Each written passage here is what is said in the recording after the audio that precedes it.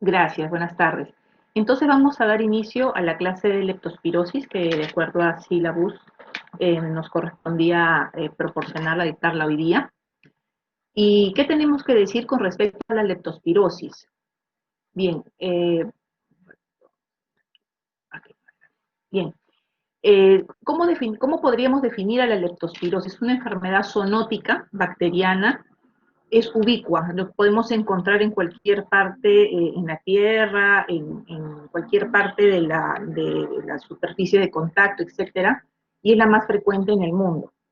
Generalmente, el hospedero accidental es el hombre, pero son los animales que ustedes ven, tanto los domésticos como los salvajes, los que portan y nos transmiten esta bacteria. La leptospira es una bacteria. Y se ha definido actualmente que está siendo una zoonosis reemergente.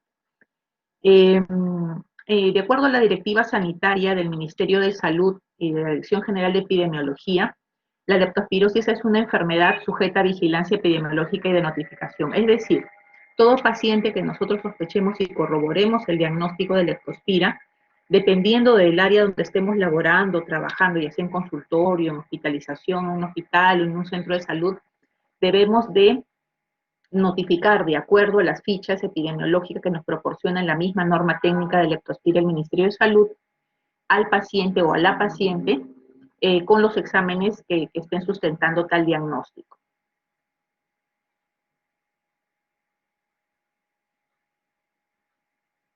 Bien, ¿qué es lo que pasa en el mundo con respecto a la leptospira? O sea, ¿qué información tenemos hasta el 2019 al menos con respecto a la leptospira?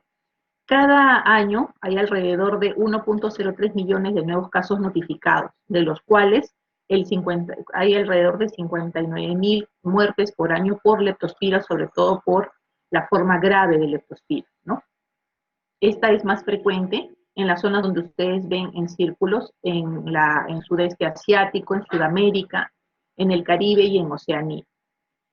En Europa, de acuerdo a la estadística de la CDC europea, hay alrededor de 1.500 casos nuevos por año, ¿no? Y esto va en aumento debido a la reemergencia de algunos serobares, sobre todo en la leptospirosis canina. Si bien es cierto, nosotros tenemos, o sea, existen vacunas contra la leptospira, tanto en animales como en ser humano, ¿no? Pero en animales previenen el desarrollo de enfermedad, más no la infección y la colonización. Es decir, podemos tener animales vacunados que no van a manifestar la enfermedad de leptospira, pero sí pueden estar portando la bacteria y eliminándola a través de sus secreciones, orina, ¿no? Sobre todo por la orina. En cuanto al Perú, ¿qué es lo que tenemos de información con respecto a la leptospira y la epidemiología aquí? O sea, cómo se comporta, ¿no? Este es un cuadro que he sacado de la CDC de Perú, o lo que antes era la Dirección General de Epidemiología, hasta la semana 50, semana epidemiológica 50, que es alrededor de la semana pasada aproximadamente, en donde se han notificado 66 casos. Y miren cómo ha ido la evolución histórica, ¿no? ¿Dónde está mi manito? Acá está. La evolución histórica desde el año 2015, y eso es lo bueno que tienen estas páginas web del Ministerio de Salud, ¿no? Yo quisiera que ustedes puedan acceder e ingresar a estas páginas, porque les van a mostrar, dependiendo, ustedes ven acá en la esquina superior derecha, ustedes pueden cliquear este botoncito y les va a desplegar una serie de enfermedades infecciosas, de acuerdo a la que ustedes quieran estudiar, dengue, hepatitis B, Zika, chikungunya, y les va a dar la epidemiología. Hay unos cuadros muy buenos en donde pueden hacer ustedes seguimientos y sirve también de herramienta para hacer trabajo de investigación observacional, sobre todo, ¿no? Entonces, volviendo a leptospira, ustedes ven acá un cuadro de evolución anual desde el año 2015 en cuanto a casos notificados, ¿no? Y ahí sí se notifican casos, pero hubo un aumento en la notificación a fines del 2019 e inicios del 2020, que coincide incluso con los pacientes con leptospira, con la pandemia de COVID, por COVID-19, por la infección de este virus. Y muchos casos han sido notificados en la selva, ¿no? En la última semana que registra este cuadro, que es la que está colgada en internet, es la semana 50, donde se presentaron o se notificaron 66 casos, ¿no? Y acá ustedes ven las zonas en donde con mayor frecuencia notifica. sobre todo en la selva y en la costa norte, ¿no? Eso es en cuanto a Perú, ¿no? Y acá ese es otro cuadro que también pueden extraer de esa página web que les comento, de la dirección, ponen DGE en la barra de búsqueda de Google, y va a salir CDC de Perú, que es lo mismo, ¿no? Ahora ha cambiado de CDC de Perú. Entonces también tiene estos cuadros interactivos, ¿no? Entonces aquí podemos ver incluso, este cuadro nos manifiesta la cantidad de defunciones en lo que va del año, ¿no? Que han habido 15 defunciones con una de letalidad de 0.2%. Y acá ven al lado izquierdo toda la relación de lugares donde han sido de mayor a menor notificación, sobre todo en Loreto, en Ayacucho y en Madre de Dios y Ucayali. Son los departamentos donde durante este año han notificado más casos de leptospirosis. Los puntos en rojo que ven sobre el mapa del Perú, los más gruesos son los que tienen obviamente mayor notificación, y sobre todo están distribuidos en los departamentos de la selva y en la sierra hacia la selva, hacia la frontera con la selva, y en la costa norte. Muchos de los casos también que se presentaron en Loreto a inicios de año con respecto a la pandemia por COVID fueron muchos de ellos por leptospira, ¿no? Porque también ustedes saben, y ahora vamos a desarrollar lo que la leptospira tiene una forma, así como asintomática, también tiene una forma muy grave que es letal. Bien, y estos los cuadros que colocaban antes, era el formato antiguo de la DGE en cuanto a los grupos etarios, o sea, de acuerdo a qué edades se notificaba más casos de leptospira, ¿no? Este cuadro está hasta la semana epidemiológica número, 22, hasta julio. Y hasta esa fecha era más, la notificación en cuanto a rango de edad más frecuente fue en adolescentes de 12 a 17 años, ¿no? Seguido de las personas o población entre 18 y 29 años. Y más frecuentemente fue encontrado o notificado en pacientes de sexo femenino. Bien, entonces, ya para ingresar a lo que es, ya hemos visto la epidemiología tanto en el mundo como en el país, en el Perú, ahora ya para definir bien la enfermedad de la parte clínica, ¿no? Primero tenemos que reconocer que la leptospira o la leptospirosis está considerado dentro del grupo de enfermedades que producen síndrome icterohemorrágico febril, ¿no?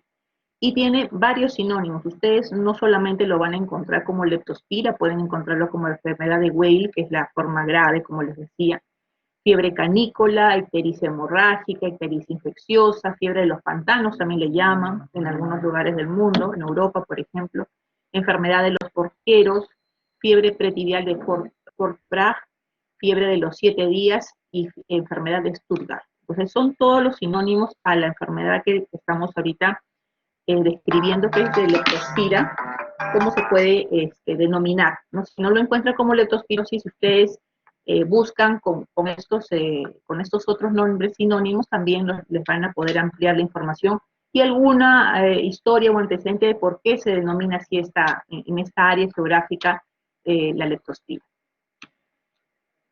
Entonces, el agente etiológico de la leptospira es una bacteria, ¿no? Una espiroqueta, que de características es que es una bacteria aeróbica obligatoria, que puede tener una o ambos extremos como una forma de gancho, ¿no?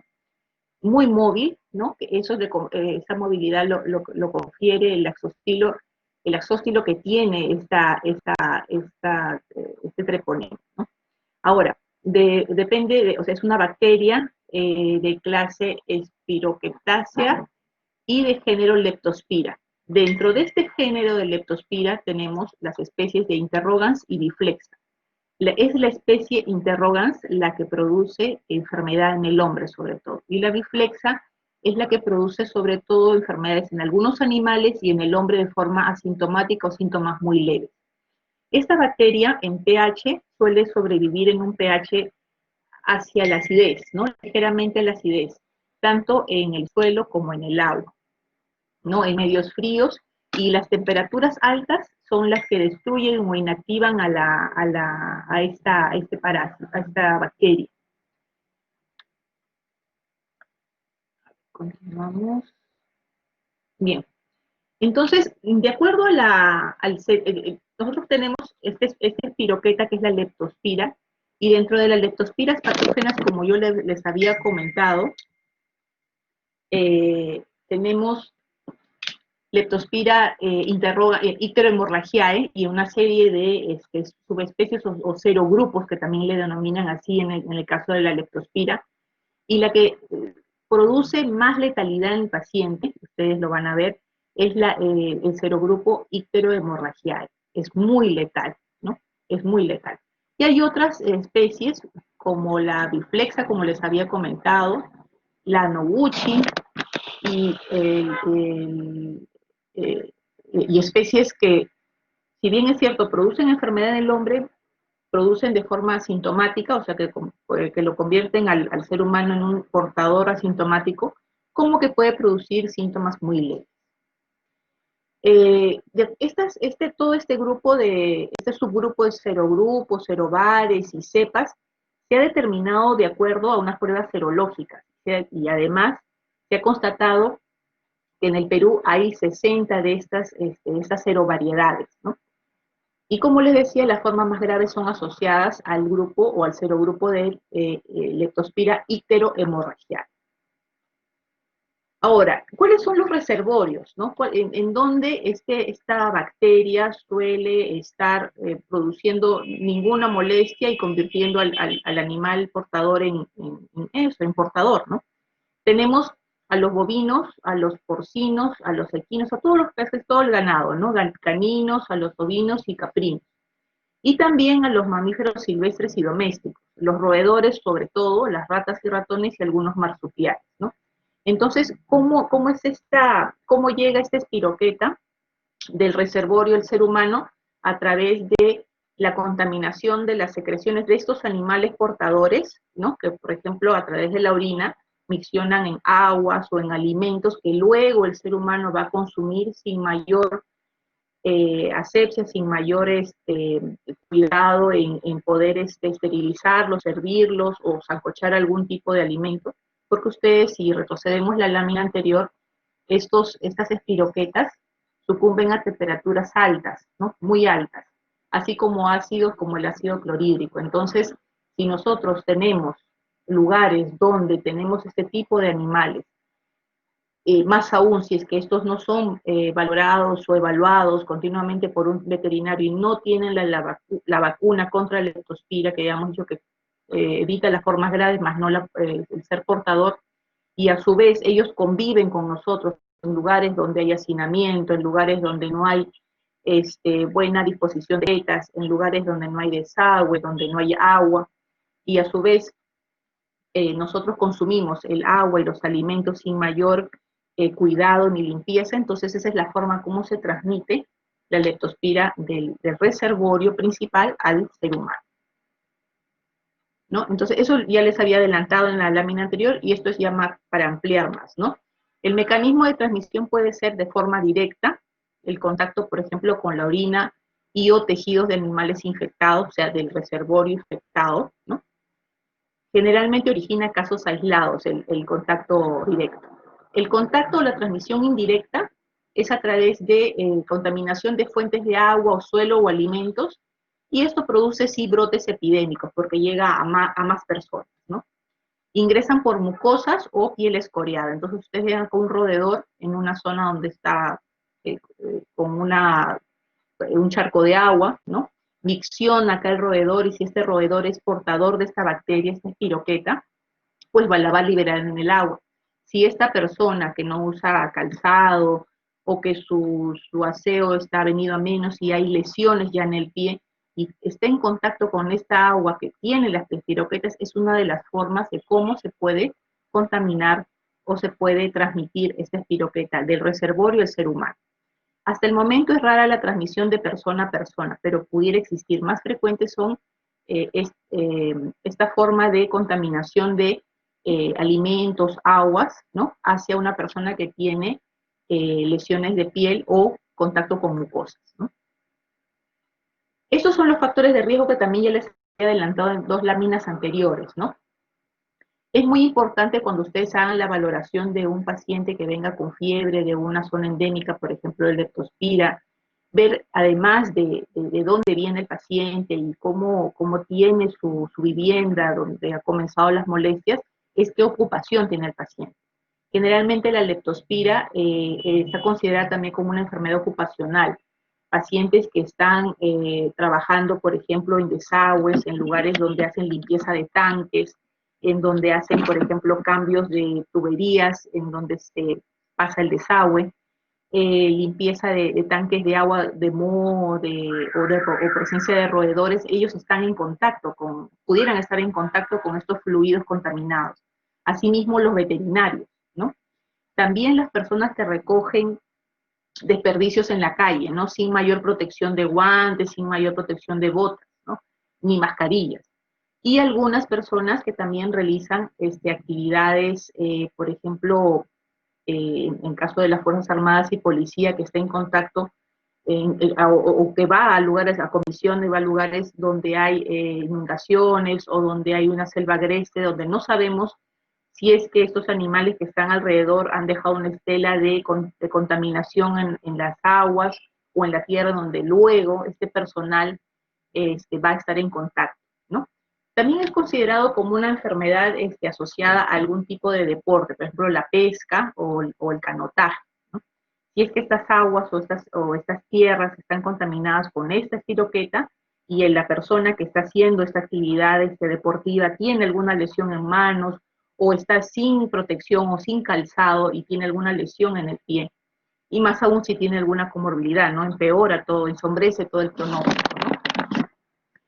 Entonces es importante que nosotros tengamos la posibilidad o se podría decir, la acuciosidad de preguntar todos estos datos, si es que estamos pensando en leptospira cuando un paciente venga de una zona endémica, que venga con signos, por ejemplo, de fiebre o de ictericia, o ahora signos y síntomas que yo les voy luego a manifestar, ¿no? Que son, que nos orientan a pensar en leptospirosis. ¿Cuál es el periodo de incubación, ¿no? de la leptospira? O sea, desde que ingresa hasta que produce molestias en el ser humano, que comienzan los signos y síntomas, ¿no? Es aproximadamente 14 días, ¿no? Puede irse incluso hasta 20 días y de algunos textos dice hasta un mes, ¿no? Y el periodo de transmisibilidad es la leptospiruria, es decir, la leptospira en orina de estos animales de reservorio, ¿no? Va desde la segunda semana a la quinta semana de la enfermedad hasta meses o años, ¿no?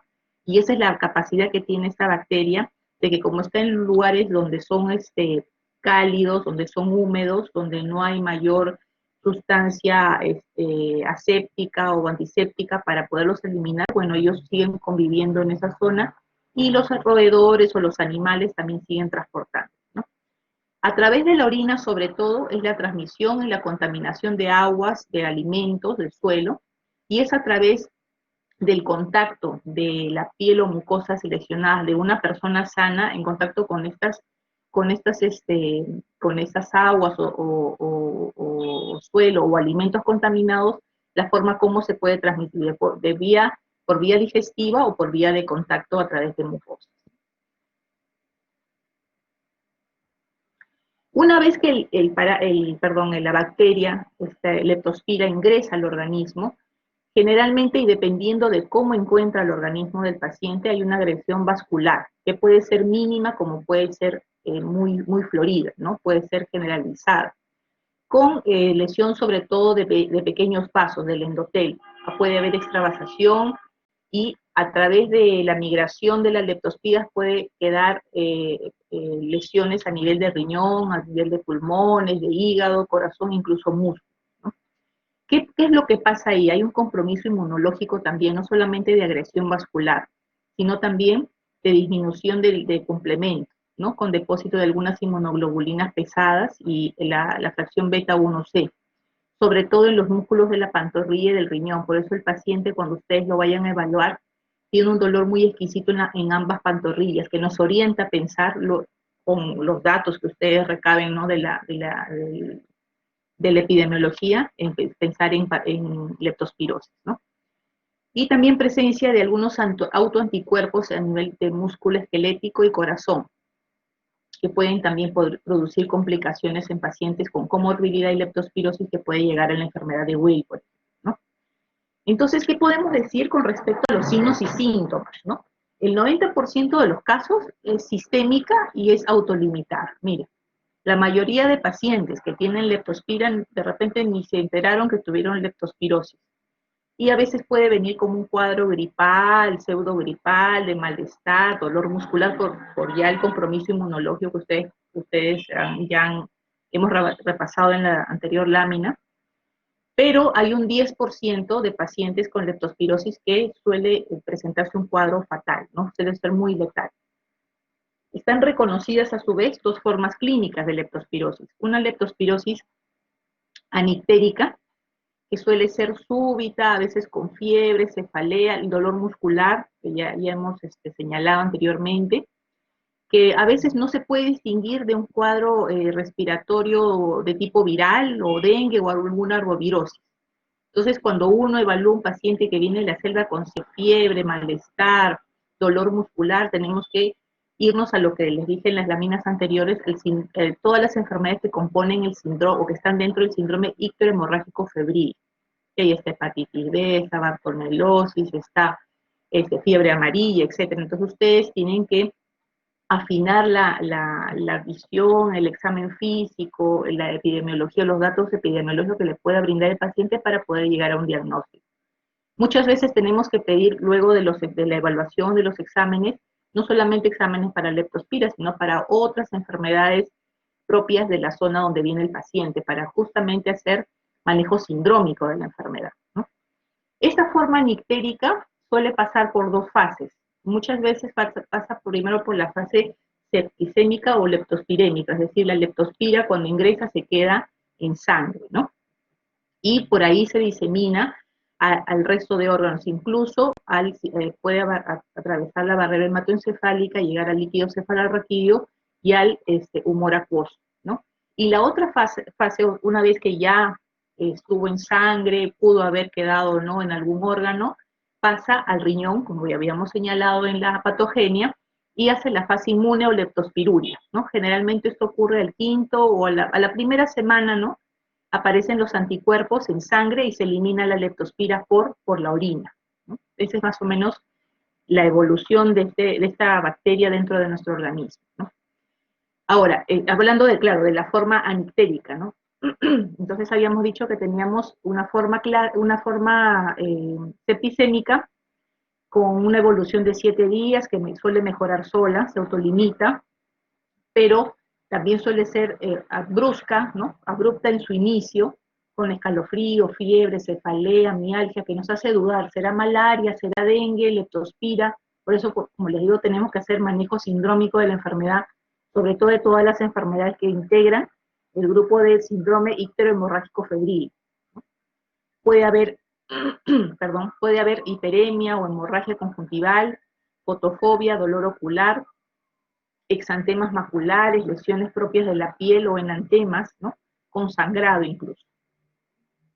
Y la fase septicémica o leptospirémica, además, siguiendo, ¿no?, porque la anterior era la misma fase, siguiendo con esta misma fase, ¿qué otros signos y síntomas pueden encontrar ya cuando se torna un poquito más severa y más seria el caso? Puede el paciente comenzar a tener sangrado, ¿no?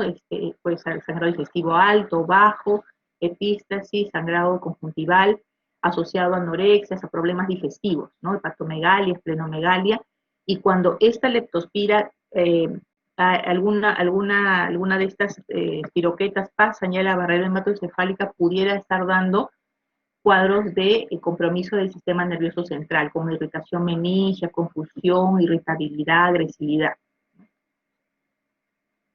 La segunda forma es, una vez que estuvo en sangre, ¿no?, pasa hacia la vía urinaria, ¿no?, y comienza el paciente a eliminar la leptospira por la orina.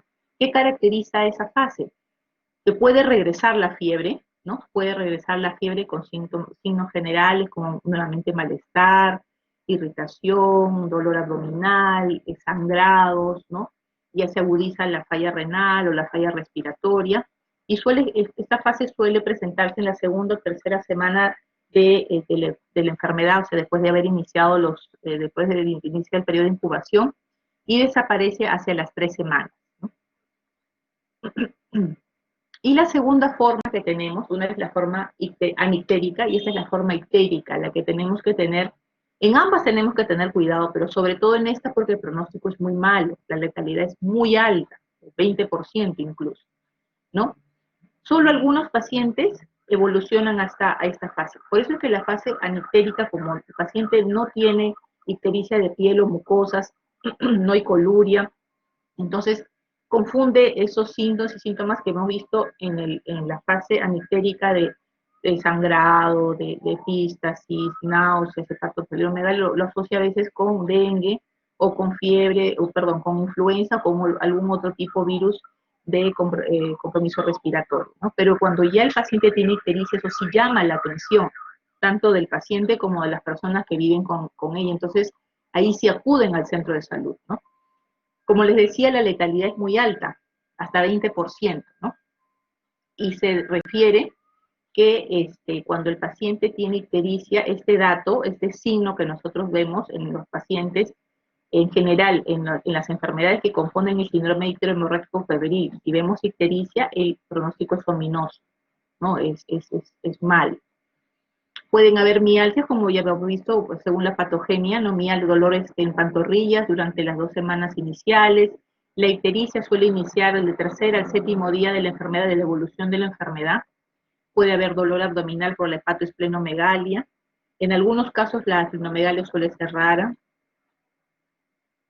¿Qué otra cosa más podemos encontrar en la forma clínica ictérica? Ahí sí, el compromiso y el daño de órgano y de endotelio es severo, ¿no? Puede haber insuficiencia renal aguda, puede haber insuficiencia respiratoria, ¿no? Falla respiratoria, falla renal, falla cardíaca, más aún si el paciente ya tiene antecedentes como hipertensión, arritmias, o post-trasplantado, o tiene marcapaso. Entonces, todas esas cosas empeoran, ¿no? Todas estas condiciones del paciente empeoran el pronóstico el, el, el, que tiene este paciente sobre incluso el diagnóstico de leptospira, ¿no?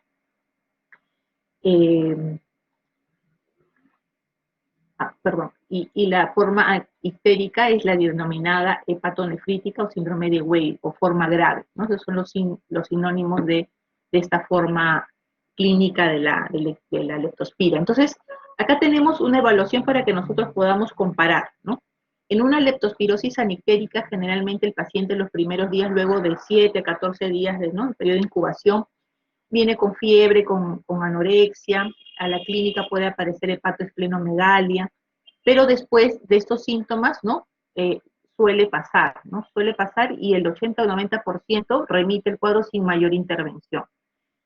Si hay algún síntoma o signo que el paciente de repente presente o se exacerbe como cefalea, o sea, compromiso neurológico, compromiso del aparato digestivo, y estamos sospechando en leptospira, podemos en los primeros días, en la primera semana, podemos buscar, hacer exámenes para búsqueda de leptospira en sangre, ¿no? Serología, MAT, cultivo, etcétera. Pero ya cuando pasa la primera semana hacia la segunda semana, ya la leptospira, como habíamos dicho, en la fase, hay una fase leptospirémica y después viene la fase que puede ir la leptospira al sistema nervioso central o al riñón. Entonces, en esta primera a segunda semana, si seguimos pensando en leptospira, ¿dónde buscamos la leptospira? Podemos buscarla en sangre, sí, pero sería más importante si el paciente tiene problemas neurológicos buscar la leptospira en líquido cefalorraquídeo y en orina. En el caso, en cambio, en la leptospirosis ictérica, sí el cuadro es persistente, o sea, no hay momento de remisión. En la leptospirosis anictérica, el paciente tiene los síntomas abruptos, náuseas, vómitos, fiebre, malestar, dolor en la pantorrilla, dolor abdominal, náuseas, vómitos, y luego, solo a la semana, comienza a disminuir las molestias, como sin intervención. Y en algunos pacientes vuelve a presentar otra ola, ¿no? Otra onda, y cesa la enfermedad. Pero en el caso de la leptospirosis ictérica, la evolución es constante, o sea, comenzó abruptamente y va de menos a más. Y la ictericia es lo que caracteriza esta fase, ¿no? Con el pronóstico ominoso que ya les había comentado. Bien, entonces cuando yo digo búsqueda de la leptospira, o sea, ¿dónde la buscamos? Ya hemos dicho sangre, luego paz de tiempo en líquido cefalorraquídeo y ya después de las 2 semanas en orina. Pero ¿qué exámenes le hacemos a estas muestras de sangre, de líquido cefalorraquídeo, de orina? Le podemos hacer o sea, cultivo, ¿no? Cultivo de un hemocultivo para búsqueda de leptospira, o cultivo de orina o líquido cefalorraquídeo, etcétera, ¿no? Específicamente, ¿cómo se llaman esos exámenes? El examen directo por técnicas microscópicas, por ejemplo, a campo oscuro, que es lo que ustedes están viendo aquí al costado, ¿no? O sea, una muestra de sangre y le hacemos prueba de campo oscuro para búsqueda de leptospira. Eso es lo que ustedes ponen en la orden, ¿no?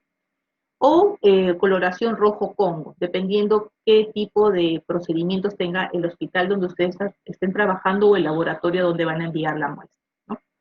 Estas dos pruebas de examen directo son pruebas presuntivas, ¿no? Previamente se utilizan otras pruebas para poder determinar si el paciente ha generado anticuerpos contra la leptospira, ¿no? Como les decía, también la sangre y la orina se pueden cultivar buscando efectivamente la leptospira o la espiroqueta. Otro examen que nos ayudaría al diagnóstico es buscar por reacción de cadena de polimerasa la leptospira, ¿no? ¿Qué es lo que hace la reacción de cadena polimerasa? Si hay pocas fracciones o poca cantidad de leptospira, basta que haya una pequeña secuencia para que la amplifique y la máquina pueda leer e identificar la secuencia de ácidos nucleicos que tenga, en este caso, la leptospira, ¿no? Porque ustedes saben que hay PCR para BK, PCR para VIH, para varios agentes, para varios microorganismos. En este caso de leptospira, eso es lo que hace la reacción en cadena polimerasa, ¿no? A PCR podemos enviar sangre para búsqueda de leptospira, a PCR podemos enviar líquido cefalorraquídeo, orina o tejido post-mortem en el caso de enfermedad de Weill, ¿no? Podemos pedir así, ¿no? Reacción en cadena de polimerasa para leptospira en sangre, o en líquido cefalorraquídeo, o en orina, o en tejido postmortem, sobre todo el hígado, el vaso, ¿no? Eso es lo que hace este procedimiento. Ahora, otra forma de diagnosticar es a través de presencia de anticuerpos, ¿no? De anticuerpos que puede generar el paciente frente a la leptospira en este caso. Entonces llamamos diagnóstico serológico, o sea, diagnóstico en sangre en búsqueda de anticuerpos contra la leptospira. Uno de ellos es el ELISA, ¿no? Que nos puede buscar anticuerpos inmunoglobulina M o G para leptospira y nos puede orientar al diagnóstico, ¿no?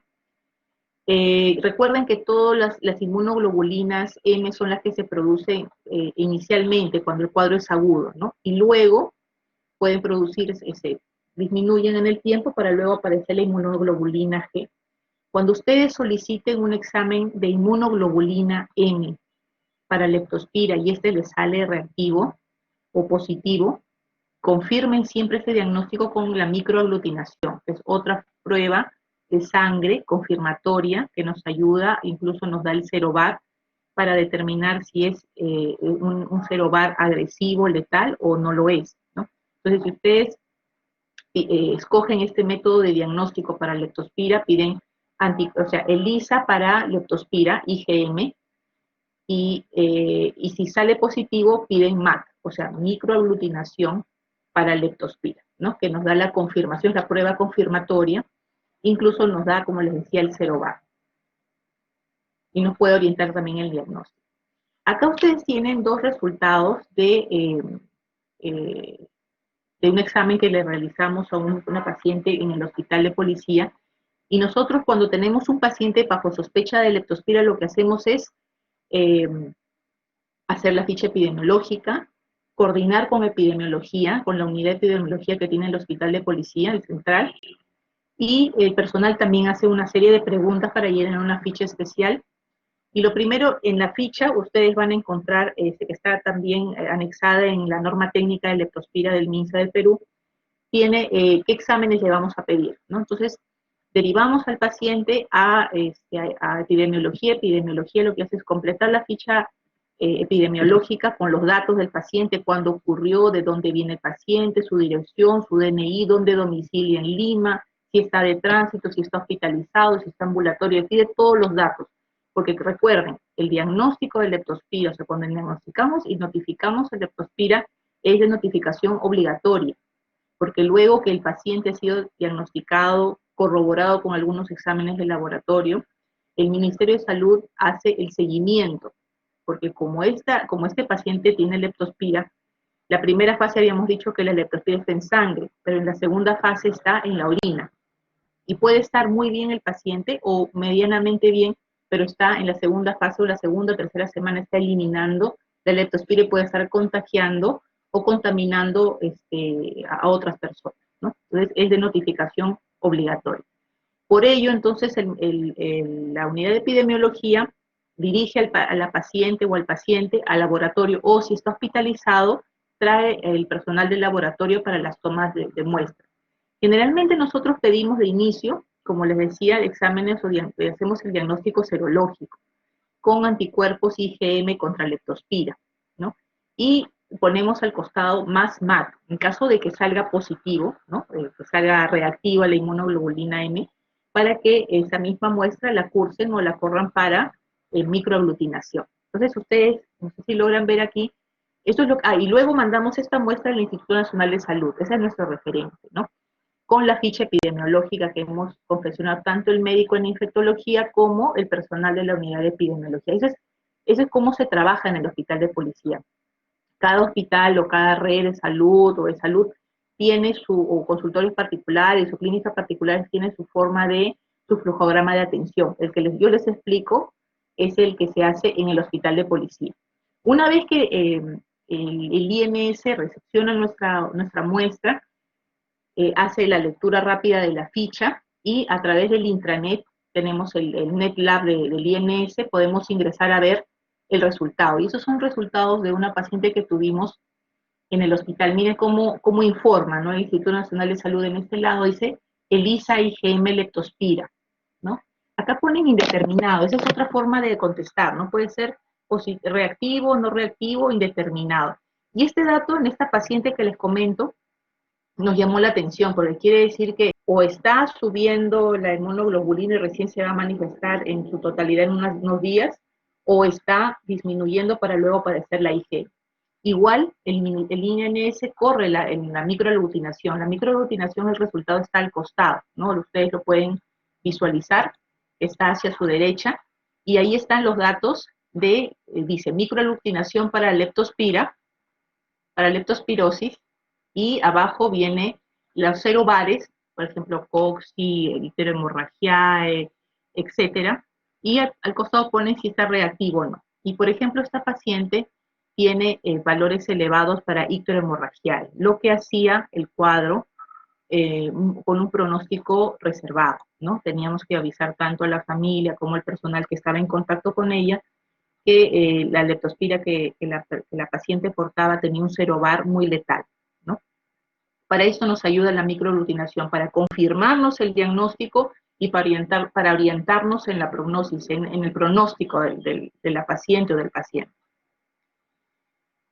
Entonces, bueno, esto es lo que ya habíamos visto. Primero, cuando cuando está en una etapa de leptospiremia, lo que hace nuestro organismo a los 15 o 20 días de promedio es generar anticuerpos contra esta noxa, ¿no? Y los anticuerpos que salen son los de IgM, para luego ir disminuyendo y aparece luego la IgG, ¿no es cierto?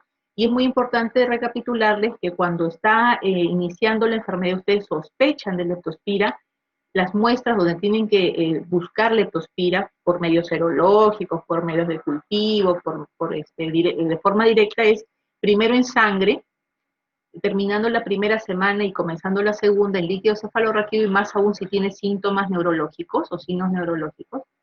Y ya para la segunda, tercera semana lo vamos a encontrar a nivel de orina. Entonces ahí tendríamos que hacer la búsqueda de leptospira por anticuerpos o viéndolo directamente, ¿no? Bien, así como les decía, esta enfermedad o esta patología integra el grupo de enfermedades que componen el síndrome icterohemorrágico febril. Por lo tanto, nosotros tenemos N diagnósticos diferenciales para el leptospira, ¿no? En la fase séptica o de la forma clínica nictérica podemos confundirla con dengue clásico, con influenza, con una apendicitis aguda más signos o síntomas digestivos, con bacteriemias, con colecistitis, fiebre tifoidea, insuficiencia renal, insuficiencia respiratoria alta o baja, malaria, compromiso renal infeccioso, riquecia, toxoplasma, meningitis, infección aguda por VIH incluso, sífilis secundaria, entre otros. Y la fase ictérica podemos tener como diagnóstico diferencial o compromiso de vías biliares, a la fiebre amarilla, el dengue grave, sobre todo las formas con manifestaciones hemorrágicas, hepatitis viral fulminante, malaria por Plasmodium falciparum, el síndrome de Siebre, el síndrome hepatorrenal, la esteatosis aguda del embarazo y septicemia, entre otros. Entonces, por lo tanto, cuando ustedes vean un paciente con los signos y síntomas que hemos descrito anteriormente, no solo piensen en leptospiras, piensen sí, pero pueden hacer diagnóstico diferencial con otras patologías. Mucho va a servir el lugar de donde viene el paciente, ¿no? Les repito, la procedencia del paciente, cómo está su vivienda, si tiene agua, desagüe, si vive hacinado, si vive solo, dónde se alimenta, qué profesión tiene o a qué se dedica la persona. Eso es muy importante para que ustedes puedan ir descartando alguno de esos diagnósticos diferenciales. Y bien, una vez que tienen ustedes el diagnóstico, sigue el tratamiento. Entonces, como ustedes comprenderán, casi el 80% de pacientes con leptospira no tienen síntomas y no van al facultativo, no acuden al hospital, no acuden a un centro de salud y en teoría la molestia pasa sola, ¿no? Pero muchas veces al hacer cuadros, a pesar de que son anictéricos, hacen cuadros digestivos muy severos, con dolor muscular muy marcado, o hacen ictericia, es el motivo por el cual el paciente viene a buscar ayuda del personal de salud. Entonces, ¿cómo podemos calificar la leptospira? La leptospira podemos calificarla de forma leve y la otra forma moderada, severa en cuanto a tratamiento, ¿no? La forma leve, tenemos el tratamiento que tenemos que brindarle, por ejemplo, a los adultos, consta de, uno, doxiciclina, siempre obviamente preguntando al paciente si el medicamento que ustedes le van a indicar no ha hecho reacción adversa o no ha tenido contacto y ha tenido alguna molestia con este fármaco, ¿no? Si la respuesta es negativa, entonces ustedes pueden comenzar con doxiciclina. Las cápsulas vienen de 100 miligramos, se brinda en la mañana y en la noche con alimentos por 7 días, ¿no? O pueden usar amoxicilina de 500, y preguntando si hay reacción adversa, claro, cada 8 horas por 7 días, o podemos usar también cipro o eritromicina, ¿no? Eso es en los casos leves, en los que ustedes valoran que el paciente es joven, que el paciente es un paciente que no tiene otra comorbilidad, que está sin ictericia, que en el tiempo no se ha complicado, no hay mayor disnea, no hay mayor compromiso neurológico, ¿no? En los niños sí podemos usar dos tipos de beta-lactámico, amoxicilina o la eritromicina, ¿no? Y en las gestantes, también como en los niños, podemos usar amoxicilina o eritromicina. Pero en los casos ya moderados a severos, ya no podemos brindarle tratamiento por vía oral porque el paciente muchas veces se descompensa. Entonces, en estos casos lo que hacemos es primero hospitalizar al paciente, ¿no? Hospitalizar al paciente para un monitoreo estricto de las funciones vitales, la función respiratoria, renal, cardíaca, en medio interno, manejo de electrolitos, etcétera, y específicamente para leptospira, ¿qué podemos brindar en cuanto a antibióticos? Porque ya hemos dicho que es una bacteria. Podemos brindarle penicilina gesódica, ¿no? A dosis de hasta 12 millones dividido en 6 dosis, por ejemplo, de 7 a 10 días. Esa es una opción. Lo otro es ampicilina endovenosa, si es que ustedes llegan a tener medio gramo a 1 gramo cada 6 horas hasta 10 días, o ceftriaxona a dosis altas, sobre todo si hay compromiso neurológico, le damos 2 gramos, porque la ampolla viene, hay ampollas de 1 gramo, entonces 2 gramos, 2 ampollas cada 12 horas por 10 días, o ciprofloxacina, ¿no? En dosis de 200 a 400 cada 12 horas por 7 a 10 días en el paciente adulto, ¿no? En los niños también podemos brindarle penicilina gesódica, obviamente menos unidades internacionales por kilo, ampicilina o ceftriaxona, ¿no? Ciprofloxacina no, igual a las gestantes, dependiendo de si es alérgica o no la paciente, ¿no? Ahora, con respecto a la ceftriaxona, ¿no? O mejor dicho, con respecto a la penicilina, hay pacientes que son alérgicos a este tipo de betalactámicos, ¿no? Entonces hay médicos o pacientes que refieren al médico que ha tenido reacción adversa a penicilina, ampicilina, y podemos brindarles ceftriaxona, ¿no? Que si bien es una cefalosporina, puede el paciente tolerarlo mejor como antibiótico, ¿no? O en caso de que tengamos duda de que también hay una reacción cruzada con cefalosporina, podemos brindarle ciprofloxacin. Ese es el tratamiento en cuanto además, o sea, si el paciente está grave, eso es el tratamiento antibiótico, pero el manejo interno, el medio interno, las funciones vitales, el monitoreo de la presión arterial, el mejorarle la presión arterial, la hidratación del paciente, el flujo urinario, todas esas cosas es parte de, ¿no? Ahorita estamos hablando solamente del manejo antibiótico, ¿no? El resto de cosas vienen por añadidura, porque el paciente con leptospirosis moderado grave no va a estar en una sala de hospitalización común. Generalmente pasa a unidad de cuidados intensivos, ¿no? Puede llegar incluso a ventilación mecánica.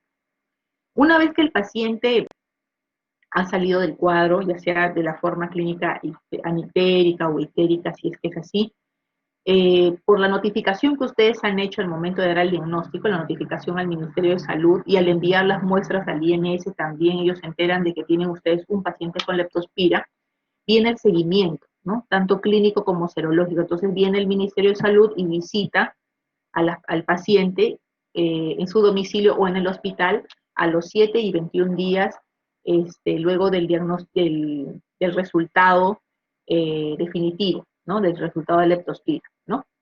Entonces, recordar también que si el paciente no cumple con tratamiento, por ejemplo, puede tener una leptospirosis leve y le doy doxiciclina y lo toma un día y ahí queda. Entonces, hay más riesgo de complicaciones y que se vayan a una leptospirosis grave o síndrome de Weil, ¿no? Entonces, el Ministerio de Salud lleva un conteo de las visitas y valoran o sea, cómo ha ido el paciente, ¿no? Y ellos, en el momento que crean conveniente, en su casa o en el hospital, vuelven a tomar otra muestra de sangre para corroborar cómo se están movilizando esos anticuerpos y si en el MAT aparecen nuevos serovares. Eh, Aparte del tratamiento y del abordaje que se hace a un paciente con leptospiria, sea leve o moderado o severo, están las medidas preventivas, ¿no? Hemos dicho que esta espiroqueta, esta bacteria está en reservorios mamíferos salvajes o domésticos. Entonces, ¿qué es lo que nosotros tenemos que evitar estar en contacto, ¿no? En la protección o proteger fuentes de agua, drenaje de agua y alimentos, de acuerdo a nuestras posibilidades, mantener una adecuada disposición de las excretas, de la basura, ¿no? En bolsas cerradas o en cajas cerradas, o de alguna u otra manera hacer que la basura, los desperdicios no se queden mucho tiempo en la puerta de nuestra casa si es que no hay quien lo recoja, ¿no? De repente juntarse con otros vecinos y poder hacer o tomar medidas para que esta disposición de la basura, los desperdicios o los residuos sólidos estén alejados de las viviendas, ¿no? Porque eso ya, el olor, la humedad llama además de insectos a los roedores, ¿no? El control de roedores, la educación a la población para evitar bañarse en aguas estancadas, ¿no? Es muy importante eso, sobre todo en los manantiales. El control y crianza de animales bajo supervisión y evaluación de un veterinario con las vacunas que tiene que ponerle adecuadamente a cada tipo de ganado. Medidas de protección individual por riesgo. Si yo soy una persona que es un matarife o estoy trabajando en un camal, manejo la carne de estos animales que pudieran estar con leptospira, pues yo debo estar con un mandilón de cuero, guantes, mascarilla, lentes, ¿no? Protección con botas, entonces protegidos.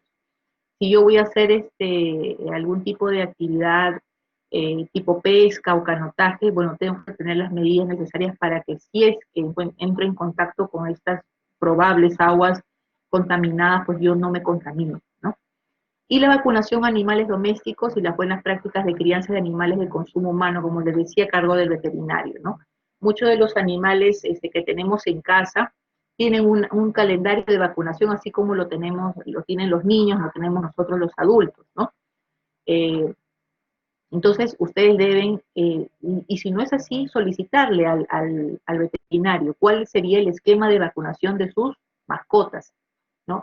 Qué tipo de mascotas deben estar vacunadas, desparasitadas, cuándo se deben vacunar, qué es lo que debemos hacer si pasa tal o cual cosa, ¿no? Con respecto a los reservorios, ¿no? Ahora, ¿qué pasa con los pacientes o las personas que en algún momento nuestra institución o ustedes de repente tienen que forzosamente ir a las zonas endémicas que hemos visto al inicio, ¿no? Sobre todo en selva y costa norte, tienen que ir a esas zonas a hacer, por ejemplo, campaña de vacunación, o son policías o miembros de las Fuerzas Armadas y tienen que ir a trabajar ahí, o se van al Brain y están en contacto con ríos contaminados con roedores, etcétera. Entonces, ¿qué otra medida de protección podemos darle a esas personas, ¿no? Que están yendo a trabajar, a laborar, a estudiar? Además de lo que hemos visto, las medidas generales, podemos brindarle quimioprofilaxis, ¿no? O sea, medicamentos que ellos tomen, que el paciente, la persona que esté entrando a la zona endémica tome, para que pueda, para que y si entra en contacto con la leptospira, esa no pueda contaminar su sangre y por ende complicar su salud, ¿no? Entonces dice, ¿no? Cuando ingrese a zona endémica en forma temporal, ¿no? Personal militar, deporte de aventura, brigadistas y otros, le podemos brindar al paciente doxiciclina de 100, o sea, 2 cápsulas, vía oral una vez por semana, ¿no? O sea, antes de ingresar toman la doxiciclina, 2 o 3 días antes ingresan a la zona endémica y cada semana toman 2 cápsulas, o puede ser amoxicilina, también de 500 miligramos una vez por semana. En niños podemos brindarles por kilo de peso amoxicilina, y el tratamiento está recomendado mientras dure la estadía. Por decir, ustedes, asumiendo que no hubiera esta pandemia y se van de Año Nuevo a Lunahuaná, ¿no? A hacer canotaje, por ejemplo. Entonces comienzan ustedes a tomar desde hoy día doxiciclina, 2 cápsulas, siempre y cuando no sean alérgicos. En la siguiente semana que ya están allá, toman 2 cápsulas a la semana, y luego que han regresado de la zona endémica, toman 2 cápsulas más y ahí queda la quimioprofilaxis. Igual ocurre con la amoxicilina, ¿no? Eh, ¿Hay vacuna contra la leptospira? Sí hay vacuna contra la leptospira, ¿no? Tanto para animales como para nosotros. Ahora, las especies que producen enfermedad en el Perú son sobre todo la Santa Rosay y la Interroga, ¿no? En el Perú. Y los serobares más frecuentes en Perú es la icterohemorragia, como les había comentado, la Copenhague y la canícola. Si bien es cierto, al existir vacunas, uno diría, bueno, pues si me voy a zona endémica o el personal militar o policial se va a zona endémica, ¿por qué no los vacunan a todos? Y una de las respuestas puede ser la siguiente, ¿no? En el mundo hay 2 vacunas, una que se llama Spirolet y la otra es francesa y la otra es del Instituto Finlay de Cuba, pero ambas cubren cepas o serobares que no son muy frecuentes en todas partes del mundo. Por eso es importante que ustedes hagan ese estudio de microaglutinación, para poder ver qué serobar es el que está atacando al paciente, que está lesionando al paciente, ¿no? Por ejemplo, la vacuna francesa tiene una suspensión de células de leptospira icterohemorragiae, ¿no? Y la de Finland tiene la serobar canícola, Copenhague y otra más. Entonces, no son las que nosotros normalmente encontramos en el Perú. En el Perú les había comentado que las especies más frecuentes son la Santa Rosay y la Interroga. Entonces, eh, lo adecuado y lo ideal sería que se generen vacunas de leptospira de acuerdo a los serobares que hay en el medio, ¿no? Que tiene Perú, que tiene Colombia, que tiene Brasil, que tiene Bolivia, Chile, etcétera, donde haya leptospira, ¿no? Esto sería lo más importante. En el caso de los animales, sí, el manejo es veterinario. En el caso de nosotros, no es común que el personal que va a zona endémica se le vacune por leptospira, a menos que se determine que en esa zona endémica estén estos serobares que cubren estas vacunas, ¿no? Pero tienen que tener entendido que sí existe vacuna contra leptospira, solo que han sido generadas para estas vacunas contra serobares propios de cada país, de cada región. Y lo ideal sería que el Perú tenga una vacuna contra leptospira de los serobares o de las especies propias de nuestra región. Muy bien, eso es todo lo que quería comentarles acerca de leptospira. Está de más decirles que tienen que complementar esta información con la lectura, ¿no? La norma técnica de leptospira del Ministerio de Salud, que ustedes la pueden bajar de internet, de la misma página web del MINSA, ver los cuadros estadísticos de la Dirección General de Epidemiología. Ustedes ponen DGE en la barra de búsqueda y pueden acceder a ellas, no solamente para leptospira, para varias enfermedades, y de los libros, de los textos, ¿no? Sobre todo cuando hay signos y síntomas que no cuadran con la evolución de su paciente, ¿no? Siempre tienen que complementar, como digo, las clases que nosotros le brindamos a través de estas transparencias del PowerPoint. Es una ayuda para que yo pueda exponer o para que el docente pueda facilitar la exposición, pero el complemento que ustedes les hacen es con la lectura propia del capítulo, en este caso de leptospira. Bien, ¿hay alguna pregunta al respecto, algo que no haya quedado claro con respecto a leptospira?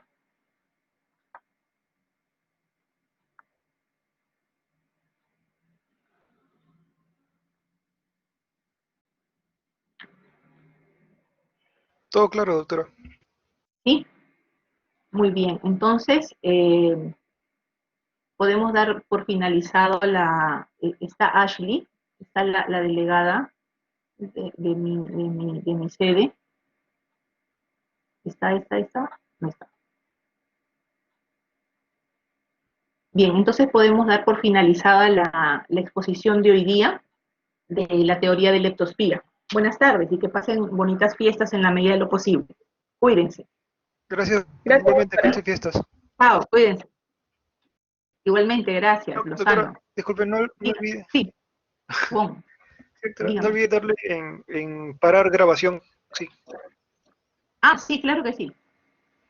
Vamos a abrir esto. listo. Gracias.